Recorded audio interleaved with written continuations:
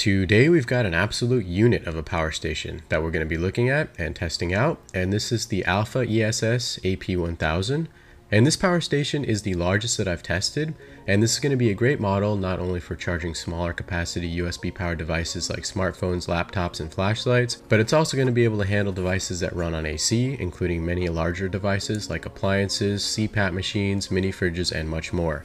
So if you're looking for a power station with a large capacity that you want to have on hand if you're worried about power outages, or you want a nice little unit to take with you camping or off-grid, this is definitely an excellent option to consider. Alright, so let's dive in and take a look at this power station, which comes in right around 22 pounds, 8.7 ounces, but it does have a nice big handle on top, which does help to make it more convenient to carry. This is a 1036 watt-hour capacity lithium-ion battery, so it's great for a wide variety of different electronic devices. And on top of the power station, there's two 10-watt wireless charging pads, which are really convenient, and one of my favorite features on this device because you can just place your phone on top and you don't need any cables to charge. Another thing I like about this device is the beautiful LED display, which gives you real-time info on the remaining battery life as a percentage, which is really nice because there's no guesswork. And also the output and input watts are displayed in real time, which is really useful if you're trying to estimate how long you can keep certain devices charging. On the top left, there's a DC input, which you can use to charge the battery either via the included wall or car charger, or you can even connect a solar panel. And they also sell a nice big 200 watt panel, which I'm hoping to get a chance to review later on. The device does support pass-through charging, which means you can charge the devices from the power station while you're charging the power station simultaneously. Let's dive into the USB ports, and you also get a fantastic variety of options, including a PD 1000 watt USB-C input-output combo, which you can use to charge devices, or you can use it as a charging input for quick charging the power station, another USB-C, and two USB Type A's. So overall, you do get a ton of options here,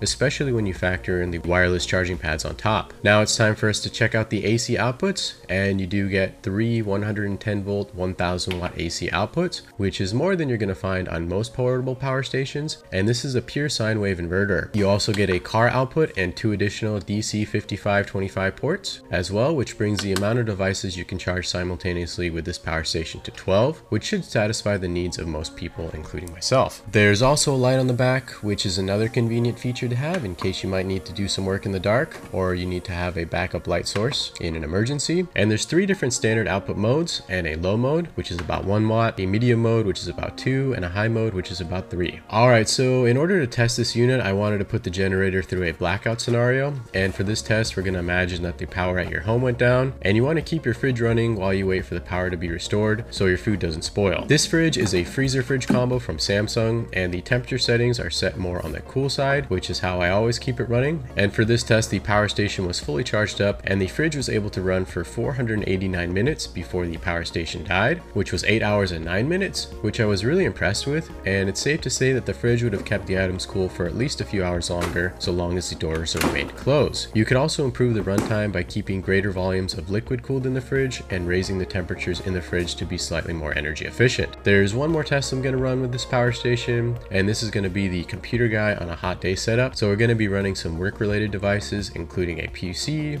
a monitor, a desktop PC, a monitor, a desk lamp, a microphone, and a USB charger setup that's going to be charging my smartphone and a camera battery, as well as a mini fridge and a tower fan. And we're going to see how long we can keep this setup running for. Again, the battery is at 100%, and we're starting off at about 10:25 a.m. and the output is fluctuating somewhere between 120 and 190 watts. And this setup was able to keep running until a little after 6 p.m. for a total of 7 hours and 43 minutes, which again was really impressive. Overall, I think this is a great power station, and hopefully I gave you a good review of its features, and the test gave you a good idea of what kind of devices you can power and how long they can run for. And you could run some similar setups much more efficiently than I am for longer periods of time. Let me know what you think of the AlphaESS AP1000 down in the comments below. And if you have any ideas for tests that you'd like to see me do on power stations in the future, you can let me know about those in the comments. And if you want to pick one of these up and help support the channel, you can find a link down in the description below, and I'll also link to a kit that comes with the solar panel as well in case that interests you.